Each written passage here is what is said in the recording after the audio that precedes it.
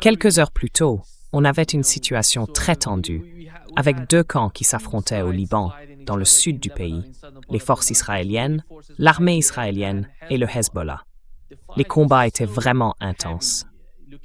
En regardant les images et les vidéos qui venaient du sud du Liban, on voyait clairement que ce qu'Israël essayait de faire, c'était dans la zone proche de la colline d'Al-Tahrir. Cette colline est extrêmement stratégique. C'est une sorte de forteresse, si je ne me trompe pas. Et l'importance de cet endroit, c'est que, ils ont déjà essayé 5 fois auparavant, et la nuit dernière, c'était la 6e tentative. Et encore une fois, les Israéliens n'ont pas réussi à atteindre leur objectif.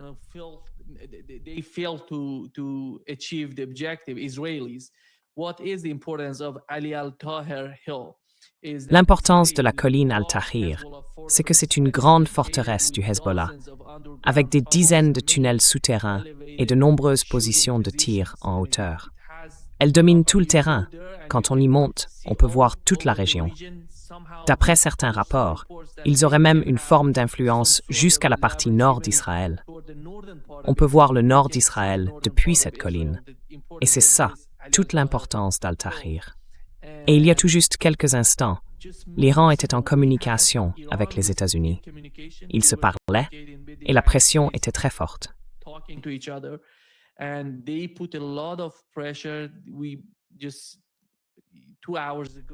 Il y a seulement 2 heures, on a appris qu'ils avaient de nouveau fermé le détroit d'Ormuz pour faire pression sur les États-Unis. Et les forces de défense israéliennes, après avoir subi beaucoup de pression de la part des États-Unis, pression elle-même liée à celle exercée par l'Iran sur les États-Unis, ont annoncé que le cessez-le-feu revenait. Au cours des dernières 24 heures, je dirais qu'ils ont changé de position plus de 10 fois. Un coup, ils disent qu'il y a un cessez-le-feu, puis qu'il n'y en a plus, puis qu'ils se battent à nouveau. Et Israël, d'ailleurs, vient d'annoncer, il y a une vingtaine de minutes, qu'ils envisageaient bien le cessez-le-feu. Mais le problème, c'est qu'ils resteront sur place si le Hezbollah les attaque, et qu'ils répondront.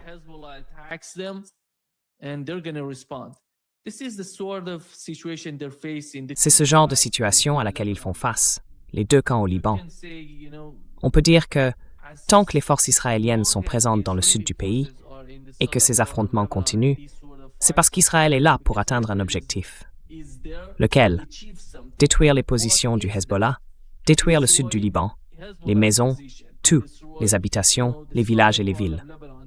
C'est ça, l'agenda du côté israélien.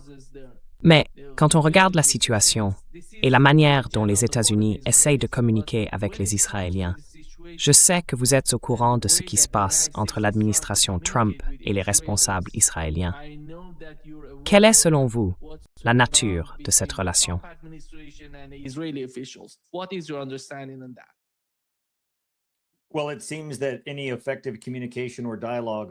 Eh bien, il semble qu'en ce moment, toute communication ou tout dialogue efficace entre l'administration israélienne et l'administration américaine soit complètement bloqué. Je dirais que c'est le mot juste. Bloqué par les égos, par les revendications de souveraineté, par les désaccords autour du mémorandum d'entente sur l'accord que les États-Unis voudraient conclure avec l'Iran.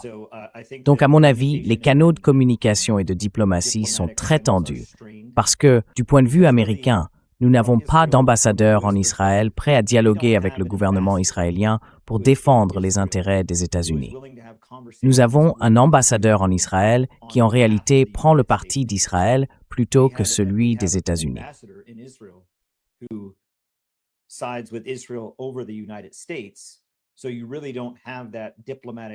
Donc vous n'avez pas vraiment cette approche diplomatique qui consiste à représenter les intérêts américains. Et pour dire la vérité, cet accord, ce mémorandum d'entente avec Israël, a ouvert la voie vers un véritable accord, un traité, un armistice ou une fin officielle de la guerre, et ces conditions servent les intérêts des États-Unis. Quand la plupart des Américains le regardent, ils se disent « Eh bien, c'est une reddition, c'est une défaite ». Et c'est vrai, ça l'est. Mais à ce stade, compte tenu de ce que les États-Unis pouvaient encore espérer obtenir, Il est dans leur intérêt de mettre fin à cette guerre selon les conditions actuellement sur la table. Parce que plus le conflit dure, plus ces conditions vont empirer.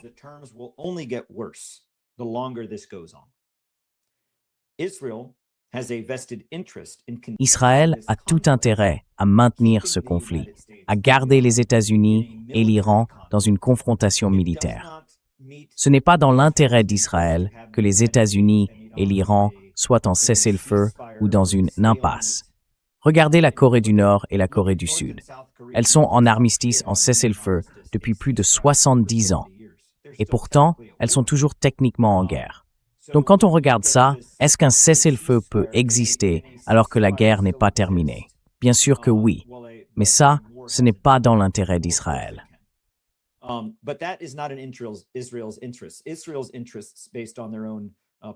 Les intérêts d'Israël, fondés sur ses propres objectifs politiques, géopolitiques et sionistes, consistent à ce que la guerre se poursuive directement, de manière active, entre les États-Unis et l'Iran.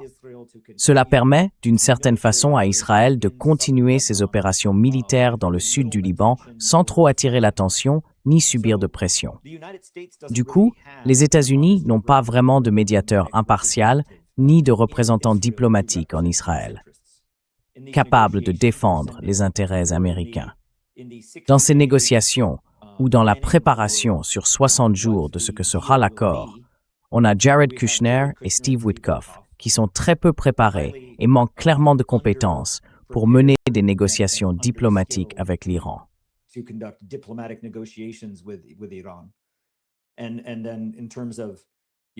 Et puis, en ce qui concerne, vous savez, le diplomate que nous avons en Israël, il ne représente pas du tout les intérêts des États-Unis. Donc les États-Unis se retrouvent aujourd'hui un peu dans la même situation qu'il y a quelques jours, quand j'ai dit que le pays devait faire un choix. Israël d'abord ou l'Amérique d'abord?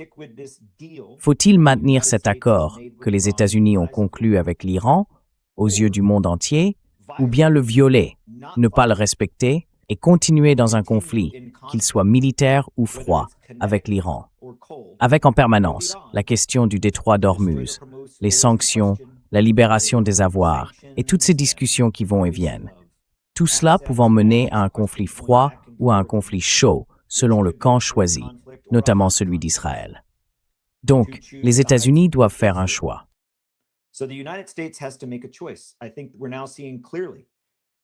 Je pense qu'on voit maintenant, très clairement, et je l'ai dit il y a quelques jours, je l'ai encore répété hier soir sur un autre plateau, dans une autre interview, l'Iran n'a pas besoin de répondre avec des missiles ou des bombes.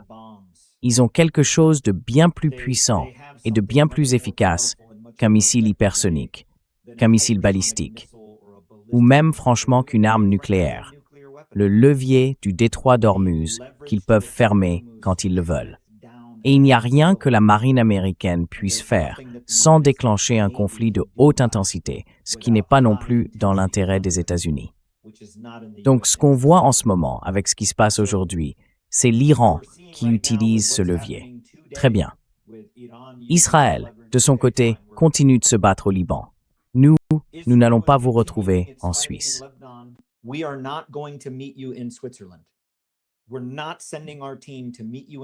Nous n'allons pas envoyer notre équipe vous rencontrer en Suisse pour commencer à parler de cet accord, alors que vous ne respectez même pas les premières étapes de cet accord ou de ce cadre. Continuez, et il y aura d'autres conséquences. Très bien. Continuez. À ce moment-là, quelles étaient les options de l'Iran? Mener des frappes dans le nord d'Israël, frapper les quartiers généraux ou les bâtiments du gouvernement central à Tel Aviv pour envoyer un message. Bien sûr, toutes ces options étaient sur la table. Mais qu'est-ce qui peut vraiment pousser les États-Unis à faire pression sur Israël pour qu'il s'arrête? Le détroit d'Ormuz. L'Iran a donc clairement compris la mission et il a tiré les leçons de ces 108 jours de conflit, un conflit cinétique, pour identifier où se trouve le facteur critique. Quel est le levier? Ils l'ont trouvé.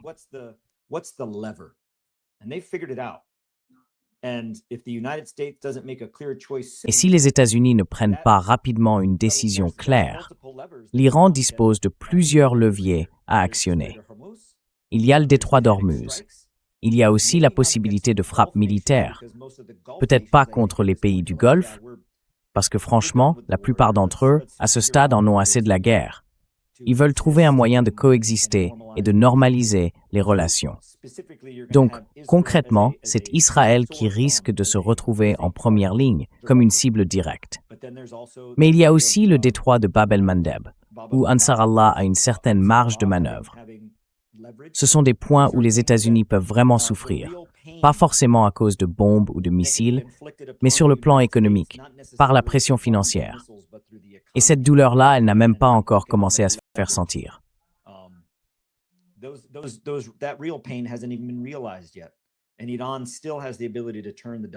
Et l'Iran garde toujours la capacité d'ajuster le curseur. Donc, ce qu'on voit en ce moment, c'est la réponse de l'Iran à l'incursion militaire continue et aux opérations militaires dans le sud du Liban, qui, à mes yeux, semblent s'intensifier. Depuis cet accord, ou cette signature numérique la semaine dernière, et cette signature cérémonielle à Versailles en fin de semaine, il ne me semble pas que les combats au Liban aient diminué. Ce n'est pas un retrait, ni un départ.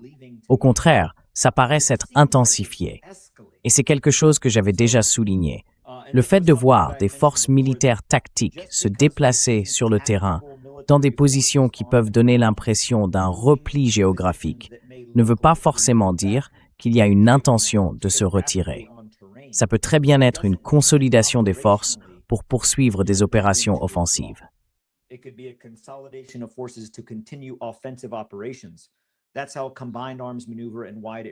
C'est comme ça que fonctionne la manœuvre interarmes et la sécurité sur une large zone, la manœuvre.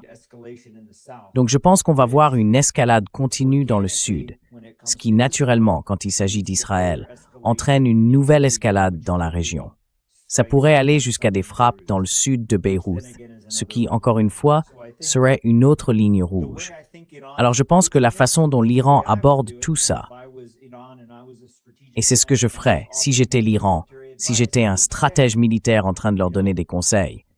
Je dirais, au sud du fleuve Litani, là où le Hezbollah se bat, les leviers qu'on utilisera pour provoquer une réaction des États-Unis, pour leur faire payer le prix des actions d'Israël, ce seront le détroit d'Ormuz ou d'autres leviers économiques.